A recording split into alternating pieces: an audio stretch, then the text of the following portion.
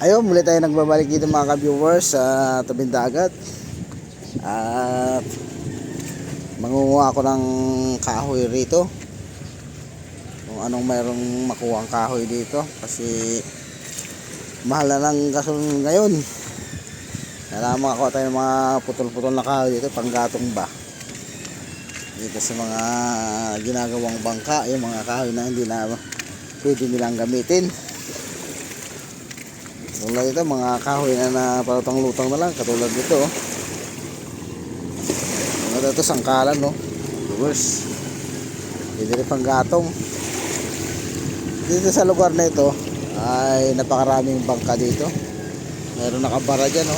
Meron pa doon, kabila. Yung iba dito ay re-referin.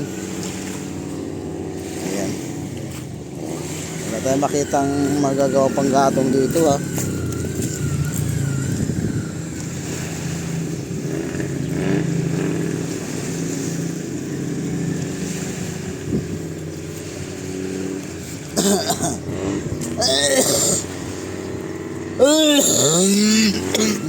Chicken po. Ayun naman po tayo, nauubo.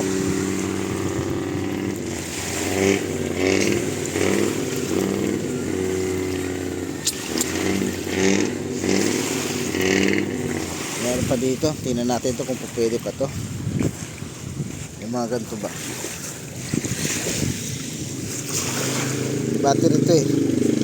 May ilaw.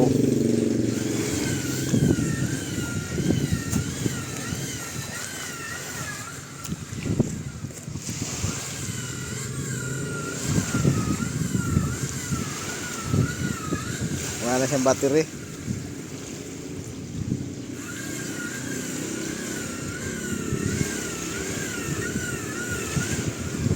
Tayo natin, linisin sa mga ganitong iyo.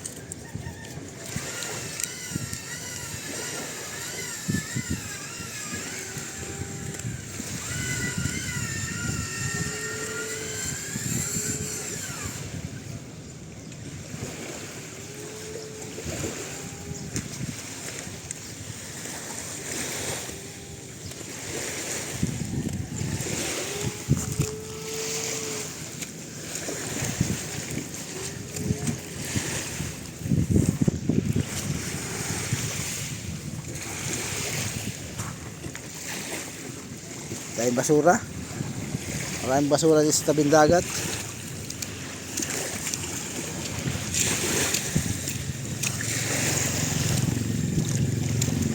Wala tayong makitang kahoy dito, ah.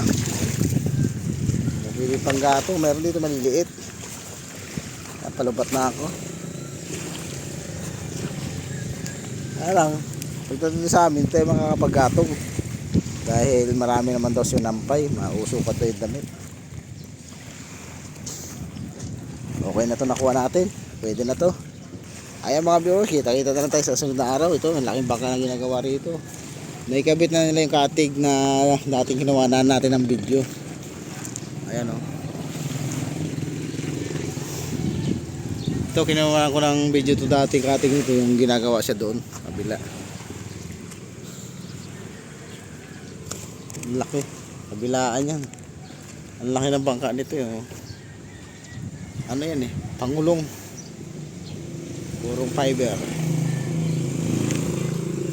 Tagal na itong ginagawa, taon na. Ano naman to? Tumigas na yung ano ng fiber.